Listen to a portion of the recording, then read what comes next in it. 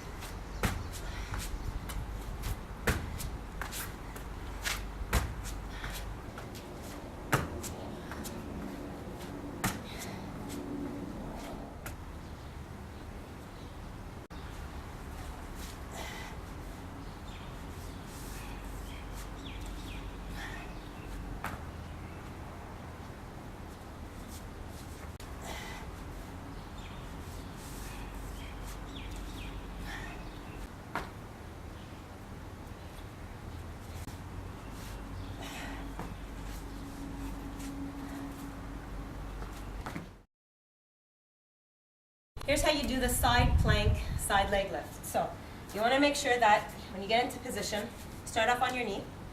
You want to make sure that your hand is directly beneath your shoulder, okay? You want to support yourself this way. You want your body to be in a complete line, as if you're facing a wall. So for beginners, you can stay in this position here, keeping the knee down on the floor. It's also less pressure on the wrist. If anyone has any wrist problems. And then you just lift the leg up and down. You want to make sure that the toe stays pointing forward and not up to the ceiling, because then you're working the front thigh. We want to work the outer thigh and the bum area by lifting the leg up and down with the toe pointed forward. So to get into the beginner position and to the advanced position, you want to bring that other leg out, supporting on your outer foot. Place that other foot on top, hand behind the head.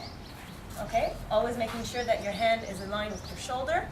It's actually quite challenging to maintain this position here because it requires a lot of core stabilization and balance. So hold it here, and then once you have your balance, lift that leg up and down.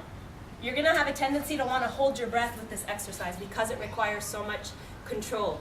So just make sure that you keep breathing throughout the exercise. When you do the burpee side jumps, okay, you want to make sure that when you extend the legs out that you keep the body in a plank position, flat, in a neutral position. So you you want to avoid getting into this position here. You want to be in a complete flat line this way. So shoulders and hands, again, hands slightly wider than shoulder width apart or directly beneath your shoulders, whatever's comfortable for you. Hold that position, jump the feet into the chest, and then diagonally out to each side. So back out to the side, make sure your body's in a complete line, jump the feet back in, and then go out to the other side. For beginners, I want you to walk the feet out onto the side and jump into the center. So, jump into the center, walk the feet out to the side, jump into the center, walk the feet out to the other side. If the jump is still too challenging, then you could walk them both in and out this way. To do the backward roll, stand up to tuck jump, requires a lot of power. So when you go back, you want to make sure that you're going back in an actual squat position. So you want to squat the feet, legs down as far as you can, and then sit back onto your bum, rolling the back, one spine at a time, lifting the knees up, lifting the hips off the ground, and then rolling back, forward, using your core to bring you back up.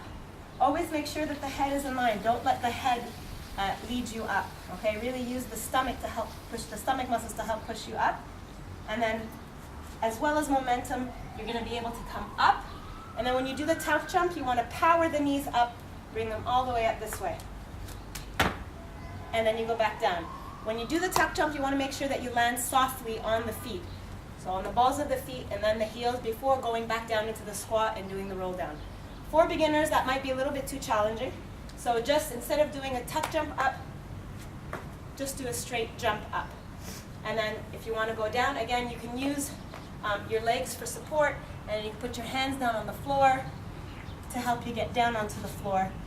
Control yourself on the way down. Don't just flop your body. So control yourself going down using your stomach muscles. And then simply do a reverse roll. So bring both feet up off the floor. Contract the core, suck, press the lower back down onto the mat. Bring the knees up. Slightly lift the hips off the floor and then back down. Bring the feet back down.